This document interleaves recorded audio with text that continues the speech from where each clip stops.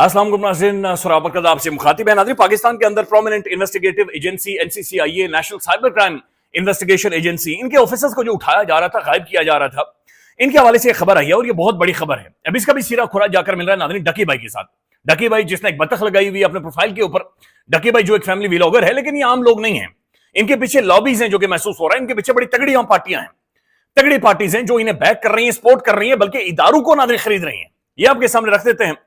लेकिन सबसे पहले नाज़रीन, इमरान अहमद खान न्यादी, ये बंदा आग में कूद पड़ा है। अनबिलीवेबल फैसले इमरान अहमद खान न्यादी कर चुका है। नाज़रीन, कोई जो मर्जी कहे, हमने खान को ये कर दिया, वो कर दिया। इमरान खान पूरे सिस्टम को, स्ट्रक्चर को न्यूट्रलाइज कर चुका है। झाड़ू फेर दिया इमरान खान ने। और ये जो पॉलिटिकल कंट्रोल या पॉलिटिकल निजाम है नाज़रीन, ये अब चल नहीं सकता, ये यहां से आगे नहीं बढ़ेगा। इमरान खान का जो मैसेज था, ये इमरान खान के जो इक़दामात थे नाज़रीन, वो एक डेंट जो दरार डालनी थी वो दरार डाल चुके हैं। यानी आसमान इमरान खान ने हिला दिए। अब जो फैसले हुए हैं, ये मोहम्मद मालिक साहब, पाकिस्तान के prominent most reputed journalist, ARY news के प्रोग्राम में वो कहते हैं, और मोहम्मद मालिक साहब जब वो खुद बता रहे थे तो उनके एक्सप्रेशंस आप देखें, वो कहते हैं मेरे भी हाथ पांव फूल गए। खान ये कह रहे कि पाकिस्तान के अंदर तहरीक इंसाफ की जानिब से जो भी बाई इलेक्शन लड़े जाएंगे, उनमें 30 से 35 साल का नौजवान कैंडिडेट होगा। यानी PTI की जानिब से अब जो भी नया कैंडिडेट आएगा, नया फेस आएगा, वो 30 से 35 साल का होगा। सोहेल आफरीदी आपके सामने एक मिसाल है। तो खान ये कह रहा है कि अब नया खून आएगा, नए लोग आएंगे, एक नया जवान आपकी पॉलिटिक्स करेगा, सियासत करेगा। वो जो पुराने बाबू का कंट्रोल नाज़रीन, जिन्हें व्हील चेयर्स के अंदर बिठाकर असेंबलीज के अंदर लाया जाता है, विद रेस्पेक्ट, बहुत सारे एहतराम के साथ, लेकिन नाज़रीन हर इंसान की एक लिमिट होती है। भाई 60-65 साल वो उम्र है नाज़रीन, जहां पर पाकिस्तान के अंदर एक एज है कि इसके बाद इंसान मर जाता है, या आपकी एज है कि जहां तक आप जीते हैं, उसके बाद जो उम्र है वो आपकी बोनस एज है। अब बंदा फिट हो, मेंटली फिट हो, साइकोलॉजिकली फिट हो, ये बहुत सारी चीजें देखी जानी चाहिए। लेकिन बेशुमार ऐसे लोग हैं नाज़रीन, वो असेंबली का सेशन पूरा नहीं सुन सकते। उन्हें शुगर है, उनके नसें कमजोर हो चुकी हैं, उन्हें बार बार वॉशरूम जाना पड़ता है, उन्हें बार बार पानी चाहिए, उन्हें ग्लास उठाकर पीने के लिए भी ना ऐसे ऐसे करते हुए बेचारे, विद रेस्पेक्ट नाज़रीन, लेकिन बड़ी मुश्किल से वो पॉलिटिक्स के अंदर ज़ाहिर है उन्हें घुसेड़ा गया है, उन्हें लाया, घसीट कर लाया गया है। खान कह रहे नहीं, 30 से 35 साल का नौजवान आएगा और वो आकर पॉलिटिक्स चलेगा। तो वो जो कहानियां हम सबने सुनी थी कि भुट्टो के दौर में हमने ये किया, हमने ज़ियाउल्लाह के दौर में वो एक दफा शाम थी और हमने वो शाम को ये देख लिया था। बल्कि नाज़रीन एक दफा मैंने एक बंदे को कॉल की, भाई मैं कॉलम लिखना चाहता हूं, तो आगे से नाज़रीन वो बड़ा हैरान हो गया।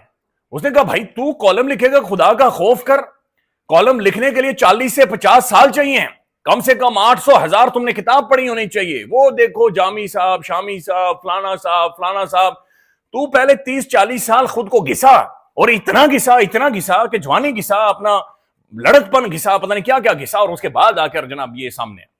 तो ये जो सोशल मीडिया, डिजिटल मीडिया नाज़रीन, उसने एक स्पेस क्रिएट की है कि जहां पर मेरे जैसा ना लाए, कि आप जैसे एक ज़हीन लोग भी बात कर सकते हैं, अपना आर्गुमेंट सामने रख सकते हैं।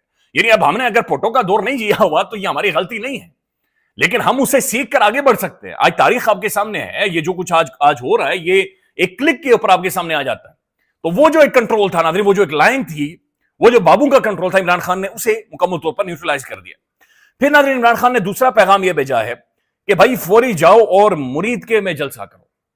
मुरीद के नाज़रीन, जहां पर अभी भी खून की वो जो बू है वो आ रही है, मुरीद के जहां जो सुलग रहा है, मुरीद के नाज़रीन बेशुमार लोग नाम नहीं लेते मुरीद के, मुरीद के जहां पर कत्लेआम हुआ ना, खान कह रहा है कि उसी केओस के अंदर जाओ, केओस के सेंटर में, हार्ट ऑफ केओस के दिल में जाओ और वहां पर जाकर खड़े हो जाओ। खान ने पैगाम भेजा है कि मुरीद के में जाओ और वहां पर जलसा करो। मोहम्मद मालिक साहब के मुताबिक ये सुनते ही जो तहरीक इंसाफ की क़यादत थी, उनके हाथ पांव फूल गए, उनकी यानी कानों में से धुआं निकल आया कि भाई ये बंदा क्या कह रहा है, ये बंदा क्या कह रहा है। खैर जलसा तो नहीं हुआ, लेकिन क्लैरिटी इमरान खान दे चुका है कि भाई हमने किधर जाना है, डायरेक्शन क्या है, आइंदा पॉलिटिक्स कैसी होगी, आइंदा सियासत कैसी होगी, और हमने आगे कैसे प्रोसीड करना है। अब मैं मुनीफ फारूक साहब को सुन रहा था शाज़िब खानजादा साहब के शो में, वो ये कह रहे हैं कि भाई महसूस किया जा रहा है कि ये तजुर्बा जो खान ने किया है, सोहेल आफरीदी वाला, ये ठीक नहीं है। और खैबर पख्तूनख्वा के अंदर जो सिक्योरिटी की सूरत बनी हुई है, और फिर जिस तरीके से जो भारतीय प्रॉक्सीज है वहां पर ऑपरेट कर रही है अफगानिस्तान से, तो ये हजम नहीं किया जा रहा है, बल्कि बहुत सारी जगहों के ऊपर गुस्सा भी है, और शायद पैगामात भी भेजे गए हैं। बल्कि मोहम्मद मालिक साहब ये कहते हैं कि इमरान खान को पैगामात भेजे गए कि हमें मुख्तलिफ जगहों से मैसेजेस आ रहे हैं कि हम बात करना चाहते हैं। तो खान ने कहा रहने दो, कोई बातचीत फिलहाल नहीं करेंगे, जिसने बात करनी है अडयाला जेल की इस काल कोठड़ी में और यहां पर बैठकर बातचीत करेंगे, इस काल कोठड़ी में बैठकर बातचीत करेंगे। तो इमरान खान नाज़रीन अग्रेसिव, मोर अग्रेसिव, और ज्यादा अपनी अग्रेशन को एडवांस करता जा रहा है कि एडवांस लेवल के ऊपर जाकर let's have a confrontation then. ठीक है, अब देखते हैं क्या होता है। अब नाज़रीन जुनैद अकबर साहब अगेन ये मोहम्मद मालिक साहब के शो में आकर ये कहते हैं कि नवंबर में हम इस्लामाबाद में आ रहे हैं, 26 नवंबर, अब सबको याद है ना। वो कह रहे नहीं भाई, हम नवंबर में दोबारा से कैपिटल की तरफ, इस्लामाबाद की तरफ आ रहे हैं। तो नाज़रीन एक दफा फिर मामला प्रोटेस्ट की तरफ, एहतजाज की तरफ जाते हुए नजर आ रहे हैं। मुनीर फारूक साहब ज़ाहिर कह रहे हैं कि गुस्सा है, बहुत सारी जगहों पर परेशानी है, और ज़ाहिर इस चीज़ को बड़ा अलग तरीके से देखा जा रहा है कि ये तजुर्बा खैबर पख्तूनख्वा में सोहेल आफरीदी साहब की सूरत में नहीं होना चाहिए था। लेकिन नाज़रीन ये बात दुरुस्त है कि वहां पर दहशतगर्दी वाली एक लॉ एंड ऑर्डर की सूरत हाल है। ये बात दुरुस्त है कि हमारे शहीदों के खून बहाया जा रहा है, और ये काबिल कबूल नहीं है। यानी उधेड़ देनी चाहिए, वो बाजू निकाल देना चाहिए जो हमारे शोधा की तरफ या जो हमारे लॉ इन्फोर्समेंट के इदारों की तरफ मुड़कर देखे। और फिर अफगानिस्तान के अंदर से नादरीन ये जिस तरीके से प्रॉक्सीज ऑपरेट कर रही है, ये 100% जो अफगान तालिबान है लुच मार रहे हैं, ये लुच फ्राई कर रहे हैं, और ये भारत से पैसे लेकर नादरीन, चूंकि इनकी अपनी कोई हैसियत ही नहीं है, ना तो सियासी हैसियत है, ना अफगानिस्तान के अंदर, ना ग्लोबल इनकी कोई पॉलिटिकल हैसियत है। लेकिन चूंकि इंडिया से इन्होंने माल पकड़ना इस वक्त, चूंकि इंडिया के जरिए इन्वेस्टमेंट वहां पर करवानी है, वहां पर कुछ ना कुछ इमारतें खड़ी करनी है, लिहाजा ये इंडिया से फंड लेकर ऑपरेट करवा रहे हैं। इस मामले को नादरीन सीरियसली हैंडल करना चाहिए, डिप्लोमेटिकली भी, पॉलिटिकली भी, और मिलिट्री वाइज भी। लेकिन उसके लिए एक नेशनल कॉन्सेंसस जरूरी है, सूबे को अपने साथ मिलाकर। आप अंदाजा लगाएं नादरीन, एक 15 साल पुरानी गाड़ियां बगैर सूबे की गवर्नमेंट को एंगेज किए बगैर 3 गाड़ियां, यानी खैबर पख्तूनख्वा के अंदर तकरीबन 1.25 लाख उनकी पुलिस है, और सबसे ज्यादा नादरीन वहां की पुलिस शहीद हुई है, सबसे ज्यादा गोलियां वहां की पुलिस ने खाई हैं। लेकिन 3 बुलेट प्रूफ गाड़ियां, वो भी 15 साल पुरानी, और उसके ऊपर भी 2 वुज़रा खड़े होकर तस्वीरें बनवा रहे हैं, वीडियोस बनवा रहे हैं। सोहेल आफरीदी ने जब वापस भेजा, इसके ऊपर अलग से रोला डाल दिया, कमेंट्री शुरू कर दी, ओ नहीं नहीं नहीं, देखें ना, नो मौलूद बच्चा है, और देखें जी इसे समझ ही कोई नहीं है, इसे कौन लेकर आया है, ये पागल आदमी है, इसे अंदाजा ही कोई नहीं है। तो नादरीन एक सूबे को जहां पर दहशतगर्दी है, जो इंतहाई सेंसिटाइज है, इस वक्त सेंसिटिव है, जहां पर सूरत हाल बहुत ज्यादा खराब है, उसको टैकल करने के लिए हमारी हुकूमत क्या कर रही है कि 3 गाड़ियां, उनकी वीडियोस जारी हो रही हैं, और वो सिर्फ वहां की ब्यूरोक्रेसी को बुलाकर उनके हवाले की जा रही।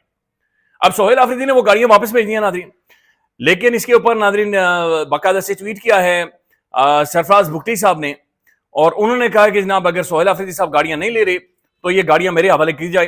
खैबर पख्तूनख्वा की तरह बलूचिस्तान में भी दहशतगर्दी से मुतासिर है, बलूचिस्तान भी।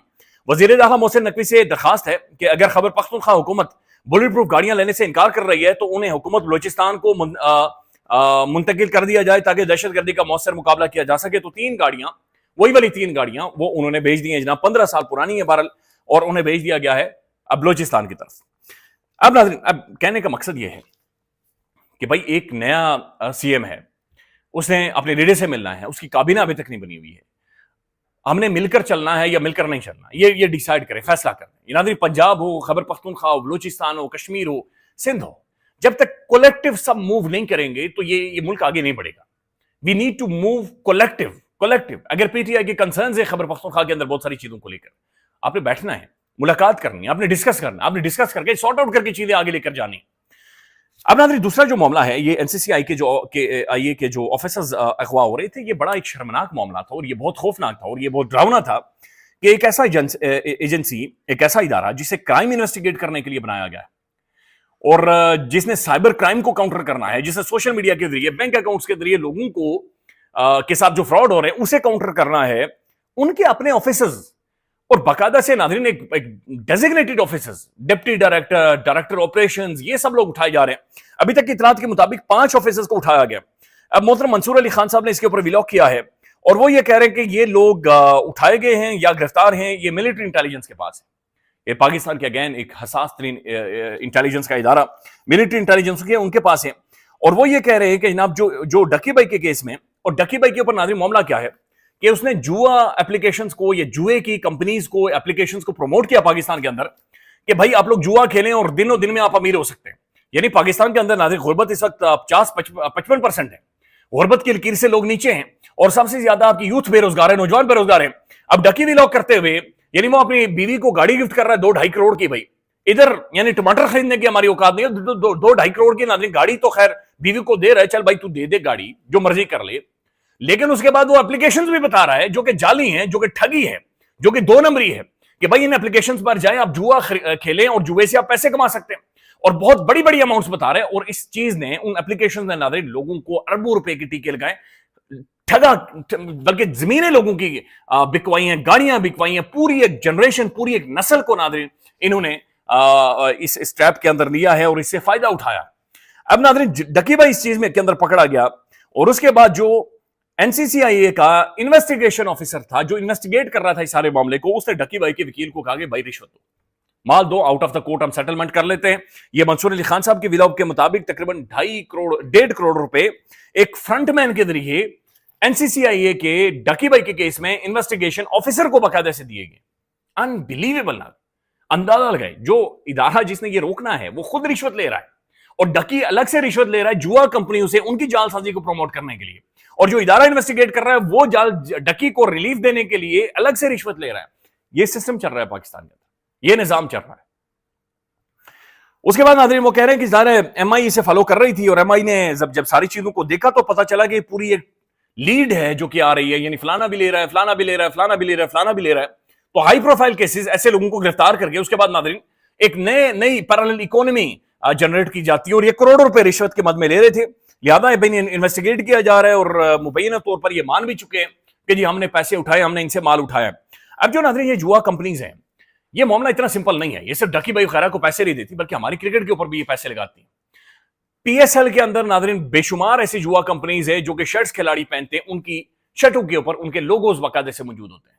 محمد رضوان کے بارے میں یہ خبر آ رہی ہے ناظرین, بلکہ خبر کیا آ رہی ہے یہ تو پہلے سے پتا تھا کہ محمد رضوان کے اوپر بہت زیادہ پریشر تھا کہ آپ جوا کمپنیز کے لوگوز کے ساتھ بیٹ اور شرٹس پہنیں, اور وہ نہیں پہن رہے تھے. بلکہ ابھی محمد رضوان کو ان کی کیپٹنسی سے ہٹا لیا گیا ہے. اس کے اوپر میں آپ کے سامنے ایک خبر رکھتا ہوں. یہ انصار عباسی صاحب نے ایک سوال پوچھا ہے, وہ کہتے ہیں کہ کہیں ایسا تو نہیں ہے, بلکہ انہوں نے سوال کیا ہے کہ رضوان ہو, انضمام ہو یا کوئی اور ہو, کسی نے غلط کیا تو کارروائی ہونی چاہیے.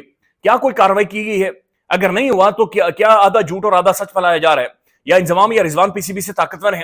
اس کا جواب پی سی بی کو دینا چاہیے. یہاں سوال یہ بھی ہے کہ رضوان اور بابر کے ساتھ زیادتی تو نہیں ہو رہی؟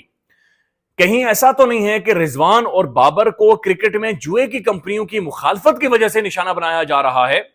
ویسے جیو سمیت ہمارے ٹی وی چینل جوئے کی کمپنیوں کے خلاف کیوں آواز نہیں اٹھاتے, اور کیوں جوئے کی کمپنیوں کی تشہیر کرنے والے سابق کرکٹرز کو ایکسپوز نہیں کیا جا رہا؟ اور آپ کی جو پی ایس ایل ناظرین چلتی ہے ان کے اندر جو بہت بڑا سپانسر ہوتا ہے وہ جوئے کی اپلیکیشنز ہوتی ہیں, وہ جوئے کی کمپنیز ہی ہوتی ہیں. اور محمد رضوان کے حوالے سے اور بابر کے حوالے سے جو مضبوط ترین لابی ایکٹیو ہوئی تھی وہ انہی جوا کمپنیز کی تھی جو ایکٹیو ہوئی تھی. یہ جوا کمپنیز ناظرین کون پاکستان کے اندر لایا ہے, یا کون انہیں آپریٹ کر رہا ہے, یا کون انہیں بیک کر رہا ہے؟ یہ ایک سوال ہے جو آپ کے سامنے موجود ہے. خیال رکھیے گا. اللہ حافظ.